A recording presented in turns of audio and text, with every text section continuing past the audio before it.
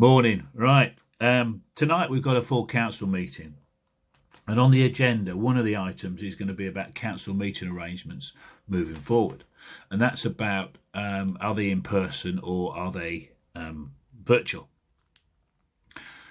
Now, as I understand, essentially, it's about making decisions. So if you're going to vote on something, then you need to be in the room. From a legal point of view, you've got to be in the room with the other people making the decision, vote, bosh. So that's why council meetings are held formally, the formal ones. Informal ones don't really matter now. They can be done virtually because they're not making decisions. Now, the practical reality is between January and April this year, when I took significant meetings, if you like, and there was 30 meetings on video on the YouTube channel that had an average of 256 viewers. Okay, average of 256 viewers. This is before the rules changed on May the 7th, when we had to go back to making decisions in the room. Since then, we've had 30 videos, 30 meetings, where I counted, between May and September. And the average attendance online, figures online, so they've not necessarily been there at the time of the meeting, but they viewed it afterwards, whatever, is 148, which is exactly 50% of the viewers that we had before.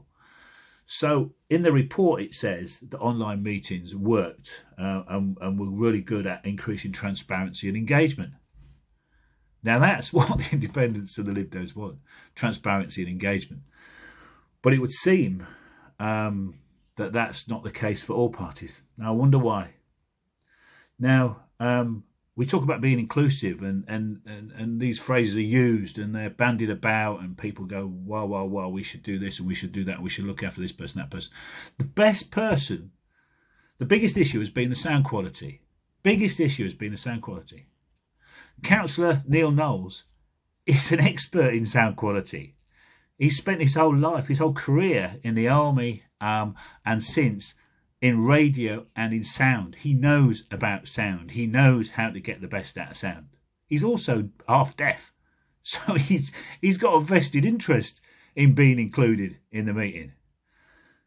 So why are we not listening to him? Why is the council not consulting with him and saying, right, Neil, he's not going to charge them anything for doing it, but he will ensure that residents get the best result? Over to the council to decide whether they do anything about that. And the most important bit for me, I guess, in my position or previous position currently, I sit on the infrastructure panel, on the overview and scrutiny panel, and I'm on record of saying there's just no overview and scrutiny.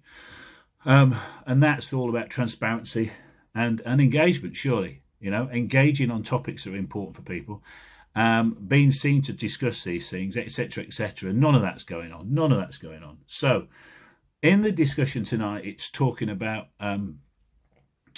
that the general meetings for ONS could be have to be in person, but then we could have the random meetings, called in meetings, could be virtual.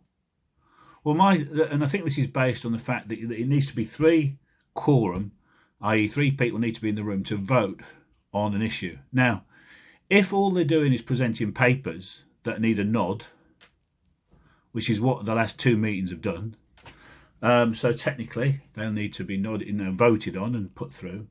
Well, quorum is 3, and there are 3 Tories on the panel, which mean that they can, win any vote anyway.